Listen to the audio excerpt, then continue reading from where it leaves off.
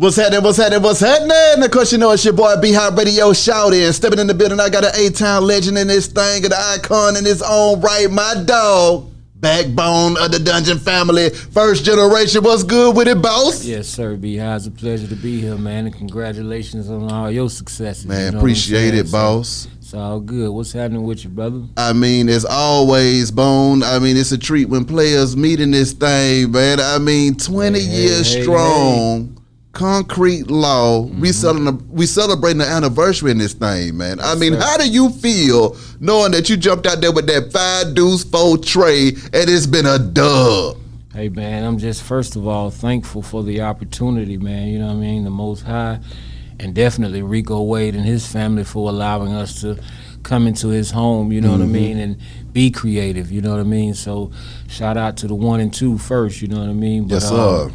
Definitely, man. It's an emotional time for me because, you know, we got the celebration of that. High school graduation was in June. My birthday is in June.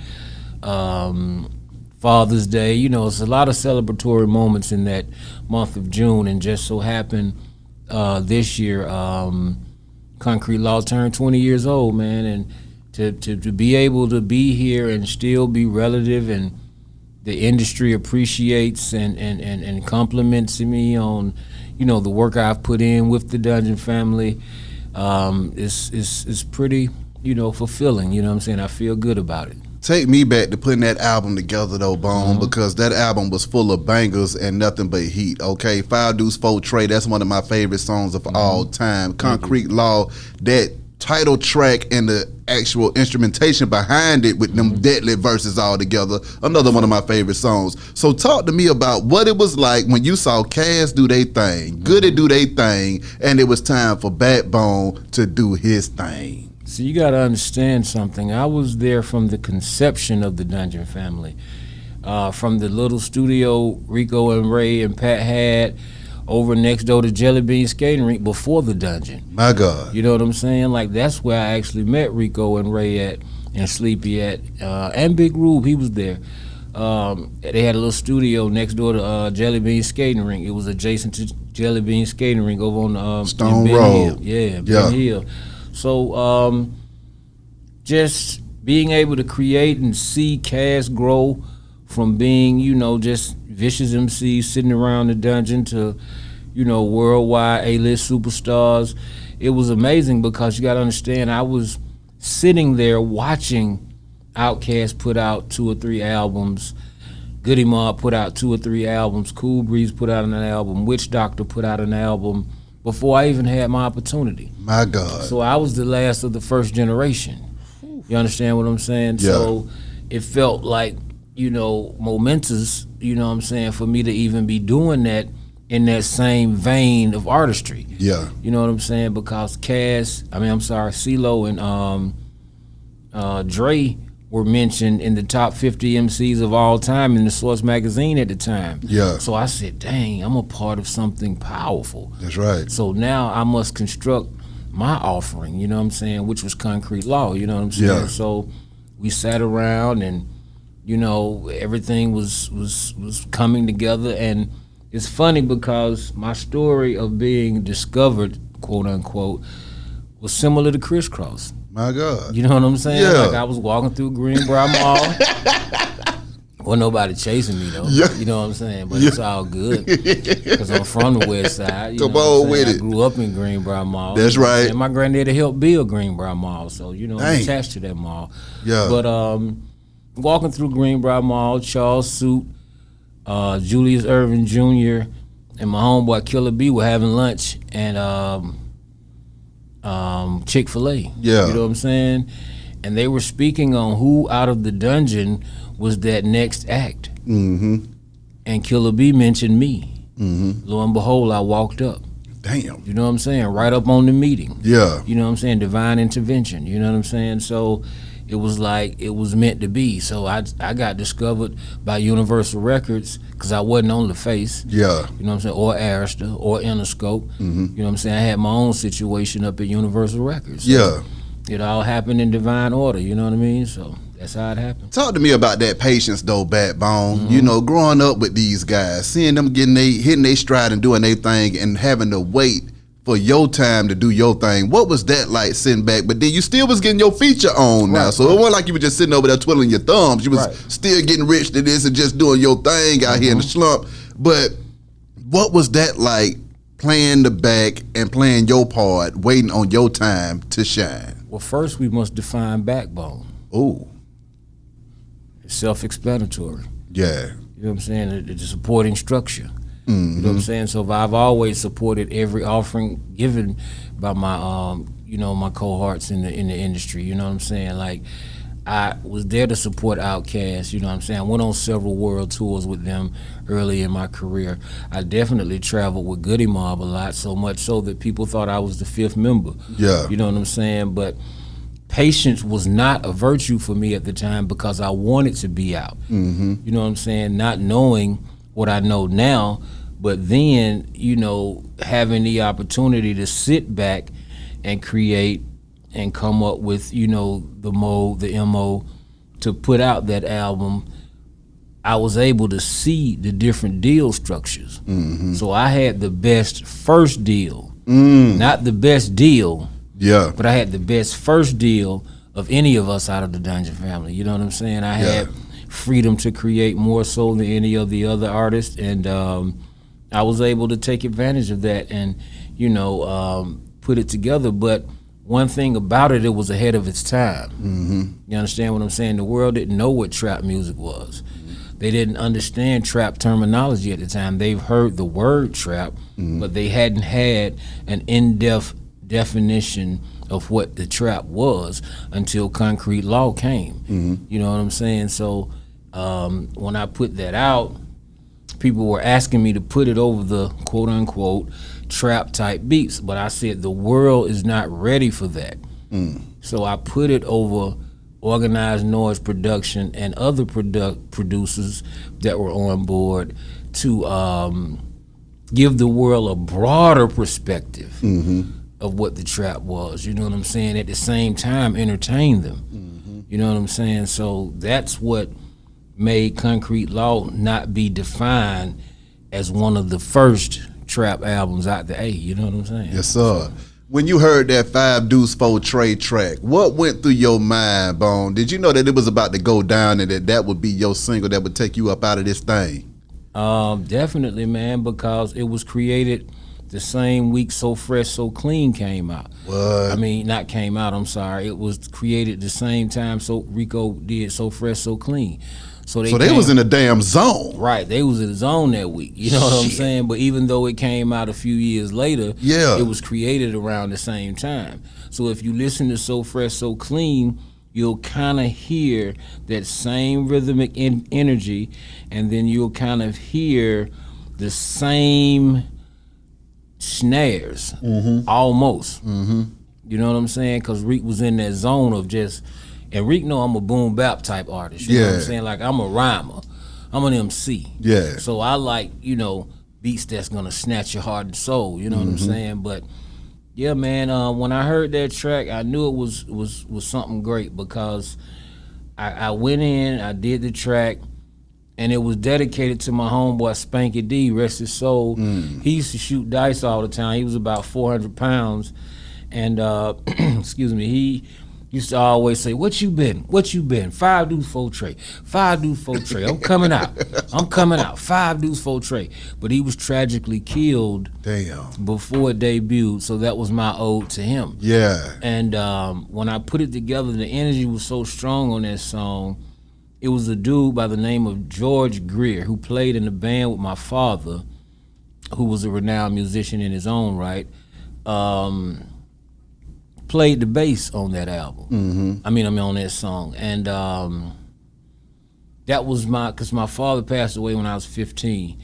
And my father was a part of 5 Deuce 4 Trey. Me not knowing that at the time just felt like it felt good. But when I found out that George Greer knew my father and that they played music together in the 60s and 70s and early 80s, it was like, wow, look at the universe, look at the ancestors working, you know what I'm saying? Yeah. Like to put this vibration together, you know what I'm saying? Yes, so sir. it was a feeling, so I knew it had moments to grow and an opportunity to grow, but me learning who I am, who I'm becoming, and who I'm working towards becoming even more of, understood that the universe was not gonna bless a dirty vessel.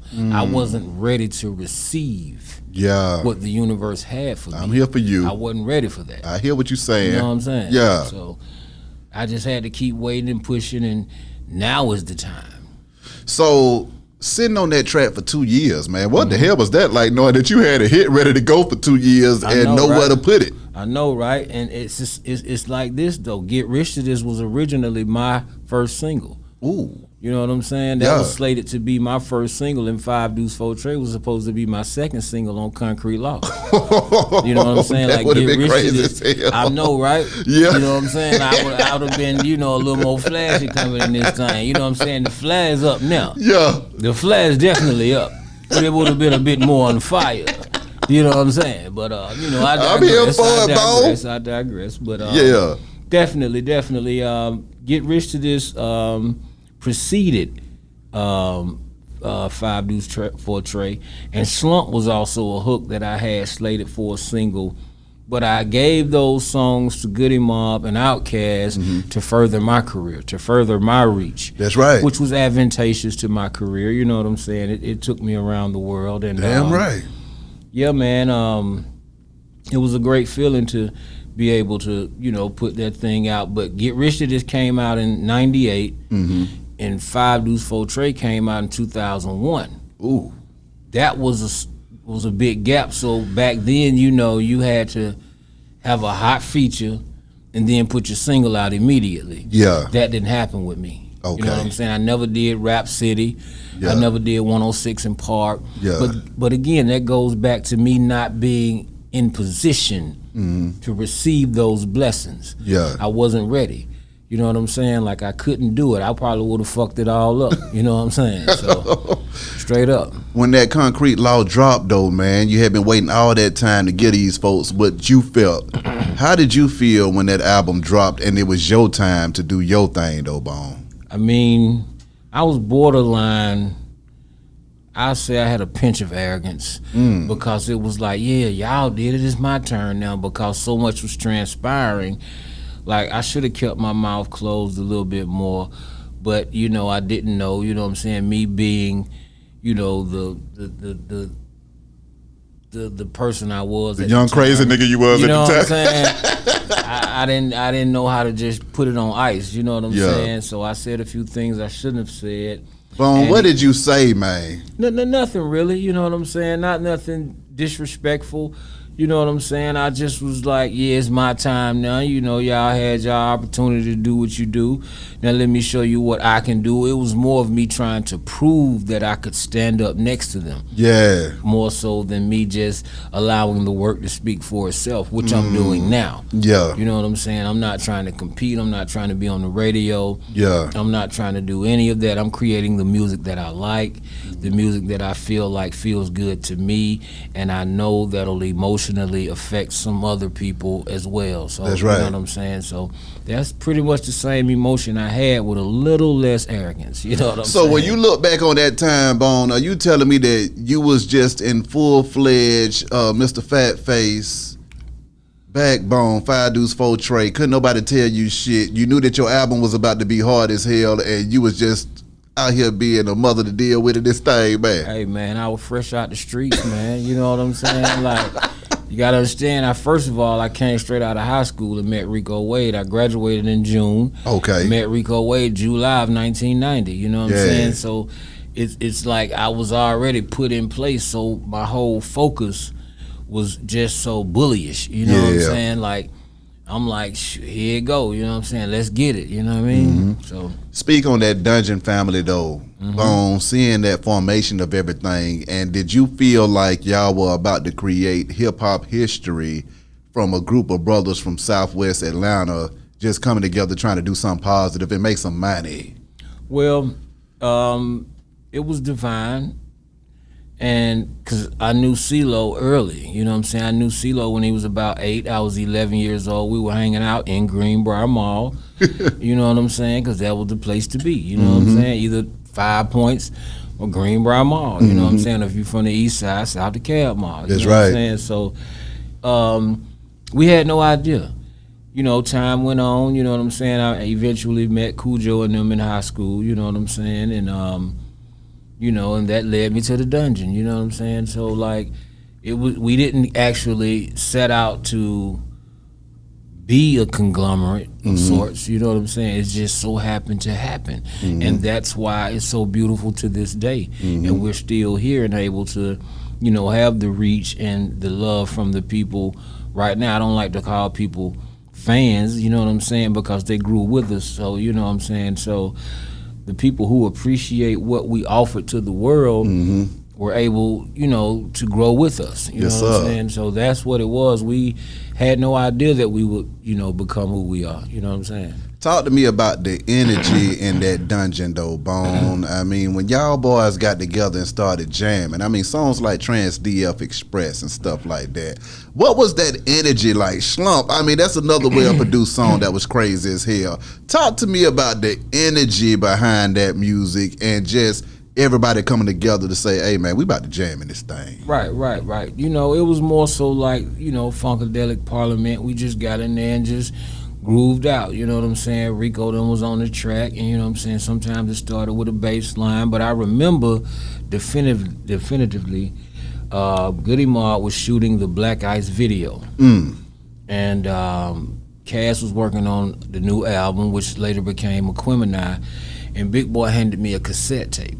And that cassette tape had the Slump track on it. Ooh. And he said, "Back, we would like you to be a part of this next album." Yeah. So I had the tape. I think I still have that tape, actually. You know that's what I'm saying? crazy. It's definitely a collector's item. You know? Yeah. Shout out to New Face, you know what I'm saying? What up, if No I find Face? it, I'm gonna put it in your hands, New Face, so you can hold on to it. You Yes, know what I'm sir. saying?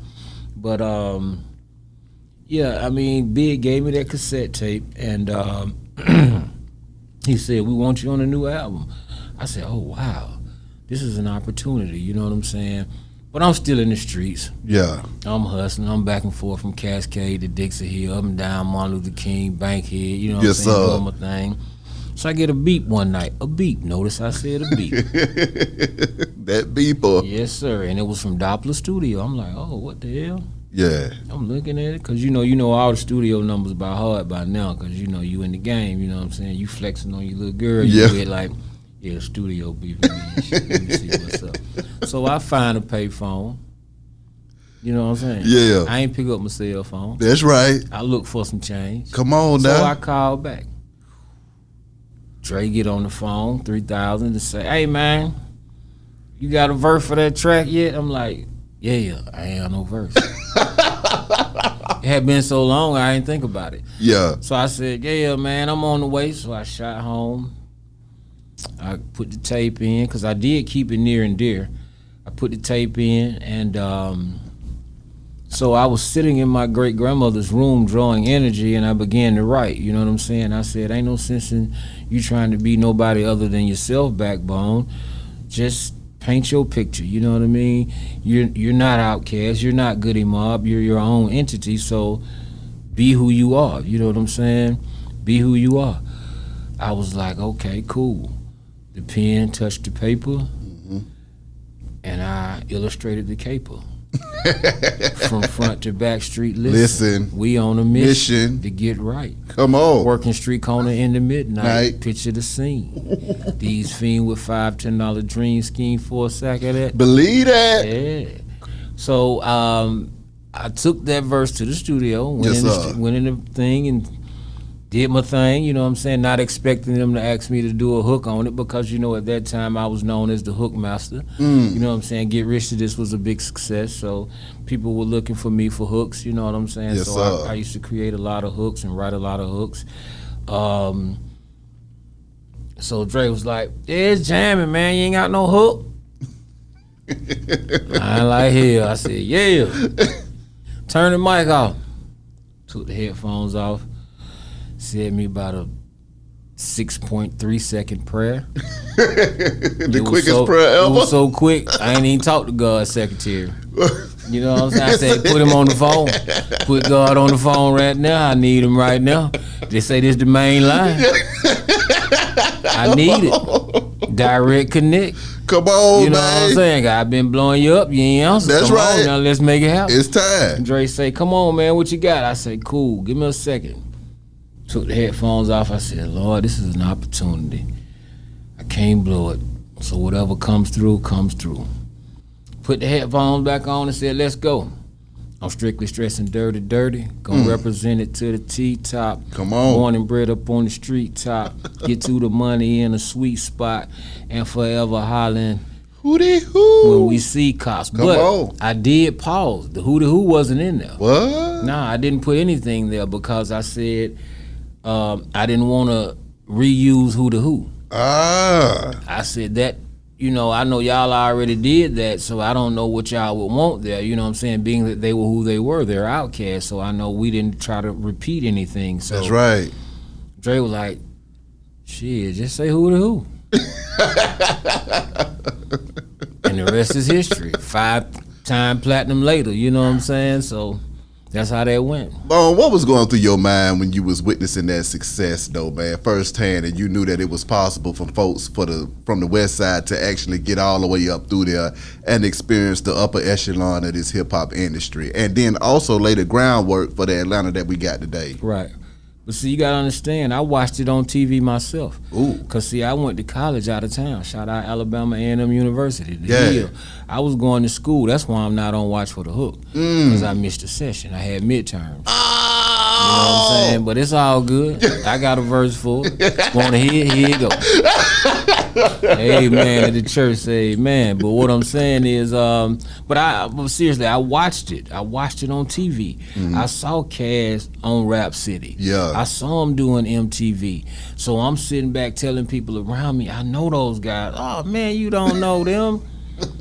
You don't know them. I'm steady telling people it's 2 cats about to come out of Atlanta, man, about to change the music industry forever. Man, Atlanta ain't got no true MC, I heard all of this, you know what I'm saying, which ignited more of a fire in me to create, you know what I'm saying? So I started bringing folk from college, man, back down to the dungeon. So it's a lot of people out there that came to the dungeon early, and, you know, they got a chance to experience us sitting in that basement, you know what I'm saying, Lord know what was going on down there, but they got a chance to experience it, you know what I'm saying? So much so to Rico was like, hey, back, you kind of cool, man, but could you slow down on the, you know, the people you bring through? You know what I'm saying? My granddad had a van. I used to load that thing up, man, like, hey, this is what we doing, you know what I'm saying? But, yeah, so, you know, I sat down and watched it from a fan, and I'm still a fan of it, you know what I'm saying? So that's why I support, you know, everybody when, you know, they make an offering to the music world, you know what I'm saying, you know, because I'm still a fan of it, you know what I'm saying? I'm not like, yeah, I'm a part of this, y'all must worship me, no. Yeah. I appreciate you, thank you, because you gave me a window, and I'm talking to the people, you know what I'm saying? So that's how that works, you know what I'm saying? When you think about your times in the dungeon and then with those brothers jamming and doing your thing, and then just also your solo career as well, man, what were some of your favorite points that you would care to share with the fans to let them know some of the behind the scenes of what Backbone was doing or what you was going through and where your headspace was at that time? Man, walking to the store playing Miss Wade numbers. Yeah. Things like that, you know what I'm saying? Like, she used to be like, Backbone, what you playing today? You know what I'm saying? Because she know I'm a hustler, you know what I'm saying? So, you know, wasn't nobody else playing numbers over there, so she knew I was going down there to play the number. Yeah. So things like that, you know, walking back and forth to that little store right there on the corner, man, and just sitting around hearing a beat play for months. And hearing it turn into songs like mainstream, you know what I'm saying? Because what people didn't know, like the dungeon was what it was. We never had a microphone in the dungeon. So we never recorded vocals in the dungeon. Yeah. All it was tracks playing. Like people always think, I wish I could record that. We never recorded one vocal in the dungeon. May have later, you know what I'm saying? Even when Big Boy said, thinking about the second album at the dungeon shooting pool, he wasn't at the original dungeon. He was at the second White House dungeon on Adams Drive. Yeah. After the money came, you know what I'm saying? There wasn't no pool table at that real. I mean, the original wasn't no pool table there. It was a box of Mojo wings, a Church's, or Popeye. That's all you had to look forward to. You know what I'm saying? Yes, sometimes that was the only place we could eat. You know what I'm saying? Our parents went with all that rap. What is that? You know what I'm saying? That ain't gonna pay no bills. Yeah. So Rico Wade and his mom allowed us to congregate, man, and that was a special moment. You know what I'm saying? People coming through all time of night. Some of us had jobs. Some of us, like I said, I went to school out of town, so when I would come home on the weekend and see the brothers, it was a beautiful moment, you know what I'm saying? So, eventually, Rico started locking down studios from the Purple Dragon to Patchwork to Doppler to Tree Sound to all these studios, so we working. So we driving all over the city, dropping verses, you know what I'm saying? So that's how a lot of this stuff got created. Like, people don't even know that my album, some of my songs are on the same reels as ATLians. So that spirit of success was drizzling already on me. You know what I'm saying? So all I had to do is put myself in position to win, which I didn't do then. But I'm in that motherfucker now. Talk to me about that 2020 though, Bone, because I like to use this platform as a learning platform for the next generation as well, man. And a lot of folks will find themselves in a similar situation that you was in at that time, and they're seeing it for the first time. I talk a lot of times with some of my partners right now.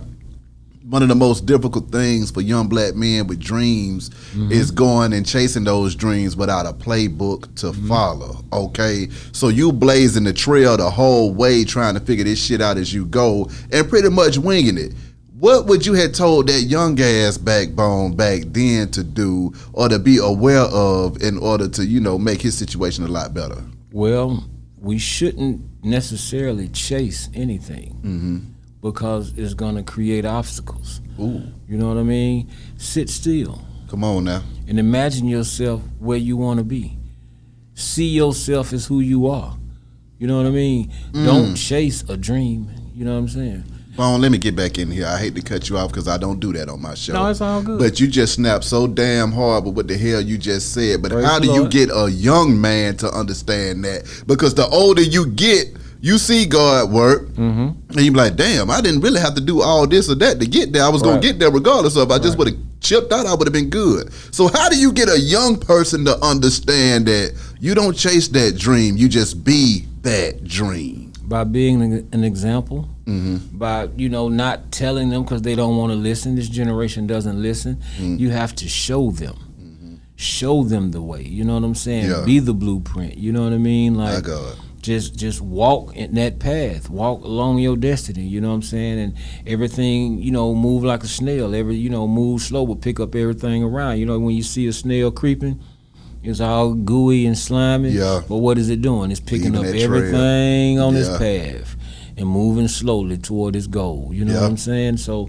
just be an example. You don't have to just beat them across the head, you know what I'm saying, and try to tell them, you know what I'm saying? So, because this generation is receiving information so much faster than we did. Yeah. You know what I'm saying? So they think they know, they have the answer. But those aren't answers, those are just distortions. Ooh. You know what I'm saying? Come on. I'm here for this beehive interview. I practice this motherfucker. I practice. Well, no, Bone, because I need you to get deeper with that 2020. I need you to lace this generation with some of that 2020 because see that vision is too clear. Right. So it's obvious. Look at it. You've heard all your life. I got 2020 vision. I can see. And what happened in 2020? The world shut down. So you could see. You know what I'm saying? Literally, you got to look at how the universe is putting it in your face. You know what I'm saying? How now things that are happening for the black race that has never happened before ever. We never would expect it for us to have as many of the opportunities that we have now. You know what I'm saying? Like we had a black president, but that was hoorah. Yeah. Okay, cool. But that was before the world shifted. Yeah. But now we have the opportunity for black businesses to grow in this city. That's right. Which is always have in Atlanta despite gentrification. But to be more vocal about our opportunities, you know what I'm saying? That's what's more so beautiful now than it was, you know what I'm saying, after, the pandemic in 2020, you know what I'm saying? But being able to see who you are, what you are, why you are, and where you are, is the most advantageous thing you can have, you know what I'm saying, as a human being, you know what I'm saying? Just sit still. Don't run behind nobody, nothing, or purpose. Don't run behind none of that. Exactly. Just sit still. Everything will happen. Like, you know, right now, I just fell off the map. I know folk looking for me. They mad at me. You know, they want to crucify me. They want to put the crown, you know. The thorn crown on the player head. They want to do all that. Nail me to the cross. But the same way, you know, that story goes in home rose. Come on now. I'm going to rise. Big old You know facts. what I'm saying? I'm going to bring back blessings. Come on. The same story, Christ-like. You know what I'm saying? It's the same story. I had to go hide. You know what I'm saying? Not hide in a sense of fear, but to get myself together. Exactly. I was able to release alcohol, you know what I'm saying, in my absence. You know what I'm saying? I'm working on a few other things. You know what I'm saying? If I can get rid of them all flats and that blue cheese, I'll be all right. But I'm still hooked on them all flats and blue cheese, lemon pepper pie, you know what I'm saying? We're going to work it out, though, Lord. We're going to work it out. Now, I definitely feel that. Now, Bones, surviving COVID 2020, man, what was that like for you going through 2020, realizing that we were in the middle of a pandemic and we was in something that the world hadn't seen in a long time? Right. You know, it gave me an opportunity to plant myself, you know what I'm saying, in the dirt. You know what I'm saying? Like I say, I had to go underground, you know what I'm saying? Like when you plant a flower, what you do, you bury it in the dirt. Yeah. But you water it, you nurture it, you know what I'm saying? So I wasn't looking for, like, oh, this is gonna be it. This is the Holocaust. This is Armageddon. This is over. No. Where do I grow from here? Yeah. Not go, but where do I grow from here? You know what I'm saying? As my roots became stronger with who I am, I said, now once I sprout out and blossom, even in the rain, when there's no sunshine, I'm still gonna grow. That's know right. What I'm saying? Like my daddy used to always say, everything that's good to you ain't good for you. That's right. You know what I'm saying? So I had to eliminate a lot of nouns. And what are nouns? People, places, and things. Let the church say amen. Amen. Now, Bone, one of the other things that was going on in hip hop and still going on right now, we were losing a lot of young, talented artists to the doggone streets, you know, and it's getting to the point to where a lot of artists are not even getting the opportunity to pull their Malcolm X change and transition because they getting cut off at the doggone soil, you know. What are your thoughts on that, and what do you think needs to be done to allow these young men to grow? If you remember, you know, you from my generation, the tape recorder. You had play, which was a big ass button. Yeah. And then you had record, that little bit of button that sat inside of play. That's right. Then you had the rewind button, the fast forward button, the stop button, and the pause button, which was all were the same size. Yeah. Look at that. Look at that tape recorder. Play. You got the opportunity to do what you want to do with that big ass button. Yeah. You know what I'm saying? But learn from it. Hit that little bitty button inside that play button and record some of those lessons. Now you got the opportunity to rewind, to go back and do some bullshit, or you can fast forward to the good part. And that's what a lot of these young cats are doing, fast forwarding to the good part. They're not replaying the lessons that were laid before them. You know what I'm saying? They speeding. A lot of these young cats want the glory so fast because they see it on the computer. They see somebody with money all the way up their arm. Yeah. What the hell is that? I'm not mad at it. Not at all. Congratulations, young man. But what the hell does that mean? Yeah. It gives another young man who doesn't even have 50 cents in his pocket the ambition to go out here and do something stupid to try to get to that status. You know what I'm saying? So right now the status quo is money and a fixed woman. You know what I'm saying? A woman who's been augmented, if that's the right word I should be using.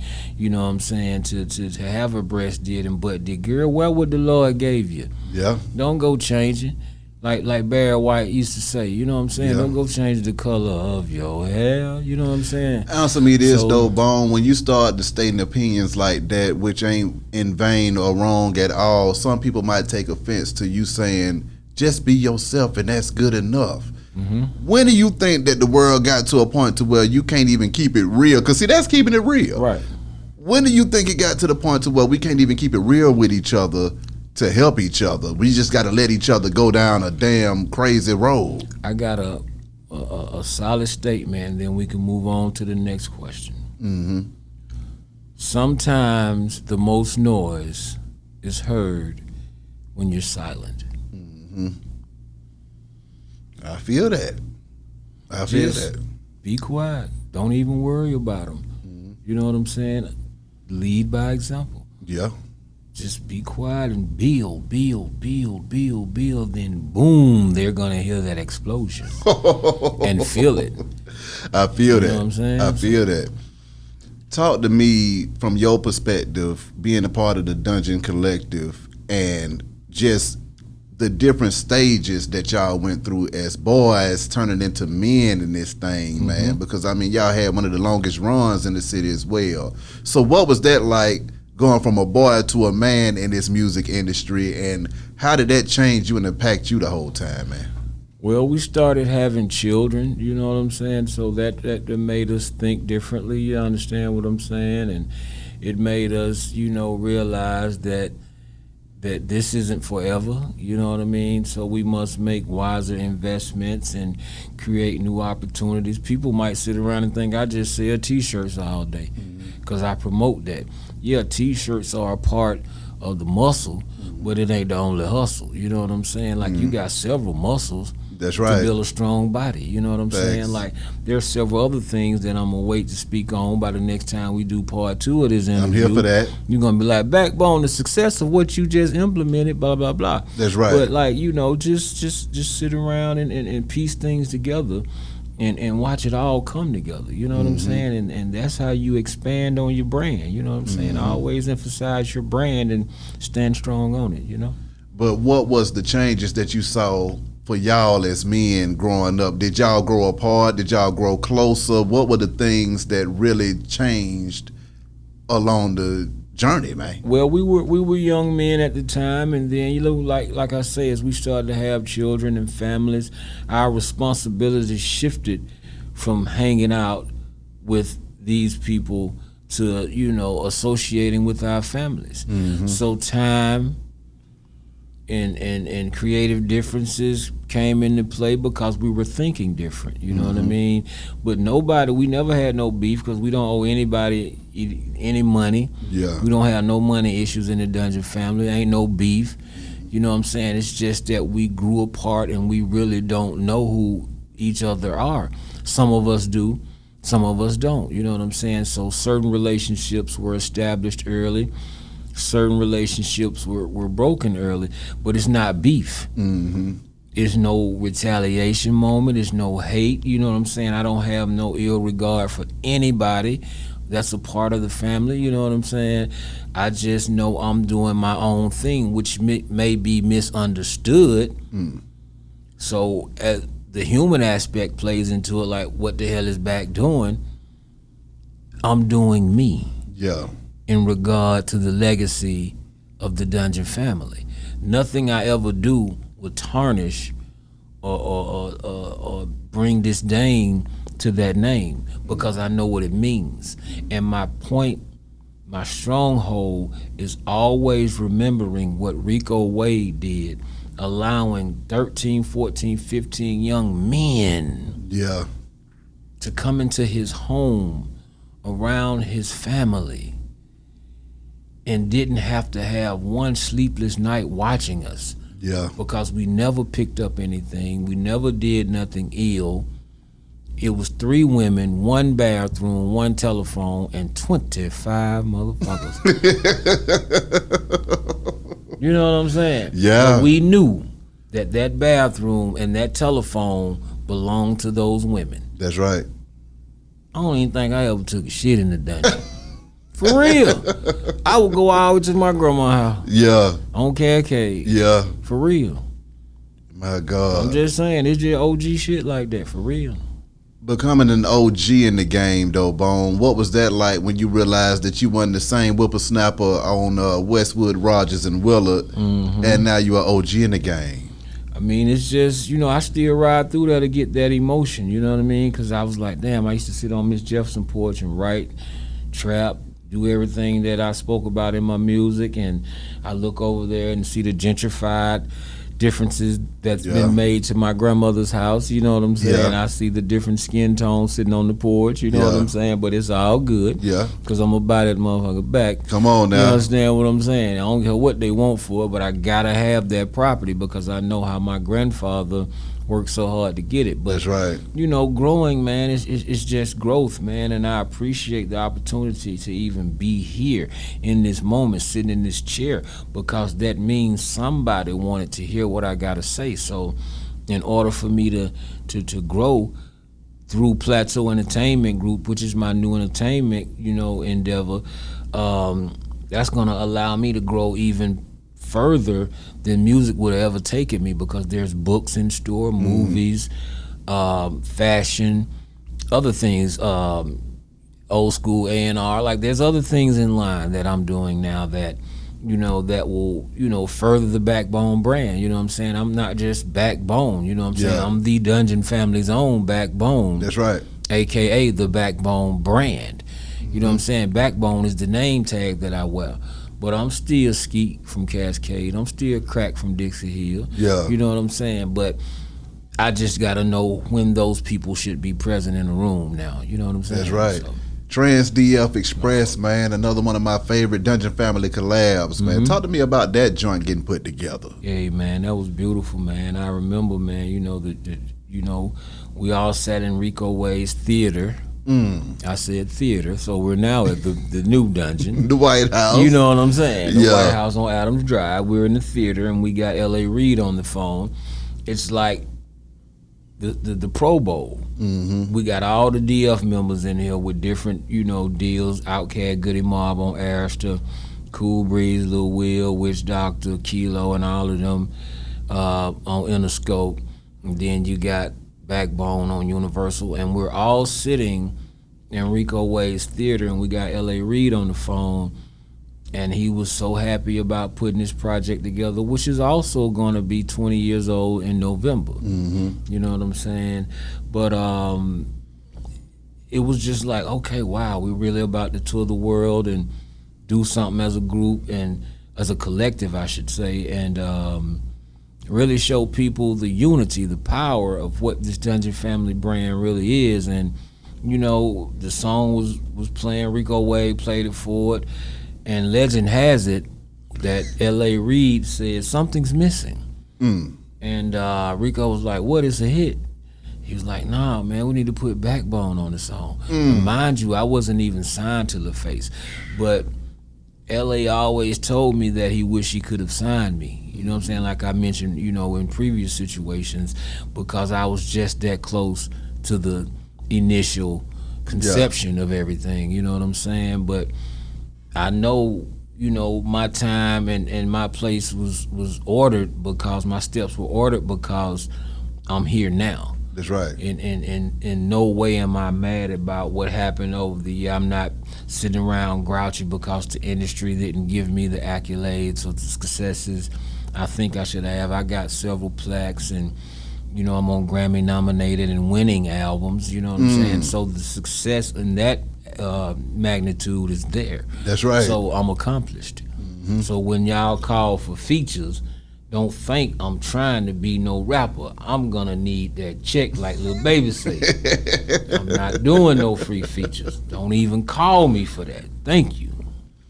When you think about the growth of Atlanta, though, Bone, from your eyes and standpoint, how do you feel about how this city has changed over this time, man? I mean, there's no structure, man, as far as, you know, just straight up the streets, you know what I'm saying? Musically, I can speak on that, but the streets are out of control because it's the Black Hollywood now, you know what I'm saying? Like, it's the new Atlanta Hollywood, you know what I'm saying? Like, there's so much money here.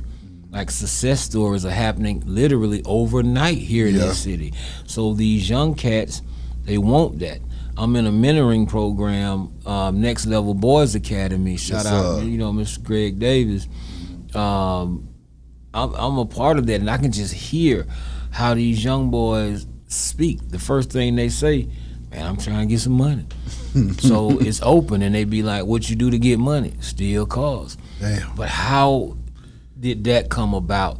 Because success is being glorified in the wrong magnitude. Yeah. It's not being explained anymore. So it takes brothers like myself to explain the process. It's slow roll. Like I said on Concrete Law, even on the slow roll is money to get. That's right. You know what I'm saying? You don't have to shoot to the top. You don't have to be there. What's the standard? A fine woman, a fine house, a fine car. That's all you want. What about your health? That's right. What about your financial wealth or your financial health? You know what I'm saying? What about your generational legacy? Where did those things go? They have been wiped from the mind of this young generation. So that's why crime is so rampant in the street, because they're trying to reach a facade of success. You know what I'm saying? So now you snap with that. So now, Bone, moving forward though, man, what do folks need to be looking out for? from me, Yes, sir. like I say, man, books, you know what I'm saying, a whole lot of situations, man, you know, film, scoring, a lot of things, man, are putting themselves in my path. The right people are coming along, and, you know, I manifest these things. I wake up every morning and say I'm happy, I'm healthy, I'm wealthy. The right people are migrating toward me. Money is no issue. Like, I say these things, and they come into fruition. You know what I'm saying? right. Like, you wake up and you see a deposit, and you don't know where the hell it came from. Come you on just now. go to the gas station and fill up. Come on. And say, let's keep driving. Facts. Let's keep going. Don't get on 285, because 285 gonna take you in circles. That's right. Get on 85, 75, or 20, man, and get the hell out of here. I feel that. You know what I'm saying? Ride feel out. that. Don't just get on 285. You Yeah. know what I'm saying? So Yeah. then you got to look at how this city is built, man. It's a whole message in this town. You know what I'm saying? And I'm starting to see those messages. You know? I mean, speak to some of those messages that you've been waking up to, though, Bone. I mean, just life itself, man. You know, self-actualization, man. Self-acknowledgement, and not blaming others for my shortcomings. You know what I'm saying? Like, everything that I've gone through was a result of who I am. You know what I'm saying? Like, people always say I'm a product of my environment. I say I'm a result of the product. You know what I'm saying? Not just in the product of my environment. Now that product has been developed, Yeah. I'm a result of the product. Yeah. So who I've become was how I was dwelling in those environments. So if I wanted to become greater, I just had to separate myself from those environments. I wasn't cutting people off, so to speak. Some people deserve to be severed, but when I just stopped talking to people and stopped calling and just disappeared, and I don't have to go into the reasons why I did it, but the main reason is for Preservation. right, definitely. I Thank done you been for there, and I filling do in, that you know all the what I'm time. saying? Nah, Like, because I told her I'm staying what you talking about. Can't nobody find me. right, you know what I'm saying? You gotta make sure you good So you before can help somebody. Right, you know what I'm saying? Be your own patient. You know what Come I'm saying? on. Be your own psychiatrist. Be your own psychologist. Be your own doctor. Yeah. Be your own lover. You know what I'm saying? Like, you gotta fall in love with yourself before you even find love. You Yeah. know what I'm saying? How Yeah. you gonna love somebody else and you don't love yourself? Come on You know what now. I'm saying? So those are things that I had to separate myself from, because me and Bud Light had a strong relationship. And that ain't no shame to plug, Mr. Budweiser. Yeah. But I don't like you no more, goddamn it. Come I'm on not now. fucking with you, Bud Light. I'm done with you. I feel you. You know what I'm saying? Me and Mary Jane still got things. Come You know on what I'm now. saying? Mary Jane. Lastly, Bone, how can these folks contact you if they need to get in contact with you? And is there anything you want to let these people know, though? I mean, you know, we got the Backbone gear going, you know, on Instagram, the Backbone store, at the Backbone store. Simply, the link is in the bio. Go and get you a couple t-shirts or something. You know, we fresh. You're gonna see a lot of black and white on the site, but you can call me for custom colors and orders at 404-692-2096. But the reason you see things more so in black and white on my site, because life is in black and white. You know what I'm saying? And I ain't gonna even tell y'all that yet. We're gonna say that part, but life is in black and white. So what other way to get across a message than to put it in black and white? You know what I'm saying? So you know, you can hit me on Instagram, backbone_dungeon_family. I'm not really on Facebook because that's like the yellow pages. You know what I'm saying? You know how we ain't never give a fuck about that big, thick yellow book. Come on, you man. You know what I'm saying? That's yeah. how Facebook feel now. You know what I'm saying? Instagram is more of a, hey, how you doing? And keep it moving. You know what I'm saying? So Twitter's the dinosaur. So, you know, I'm still on Twitter at backbone_DF1G. So you can catch me, but definitely call me directly, 446922096. I'm there for conversation, like just about life. Like if you're going through something and you just need an ear one night, but don't call me with no bullshit though. You know what I'm saying? But definitely call me if you need an ear though. I'm there for it. I'm a student of psychology at Life University, so I understand and I know how to listen. You know what I'm saying? I'll be working on my master's in, health psychology. So I'm there for you because I'm, like I say, I'm my first patient. You know, I'm working towards healing myself. So just hit me up. You know what I'm saying? Bone, as always, man. Appreciate you stopping through this thing, boss. Yes. Thank you for having me, sir. No and problem. Again, congratulations on your success. Appreciate it. You know what I'm saying? You know, we got a beautiful skyline in the back. You know what I'm saying? We up on the 9th floor doing our thing, and 9 is a divine number. That's my favorite number. So all right, now it's all here for a reason. Lucky number 9. Here's to that. Be High Radio shouted. Backbone DF in this thing. Holla at y'all in a minute, man. We gone.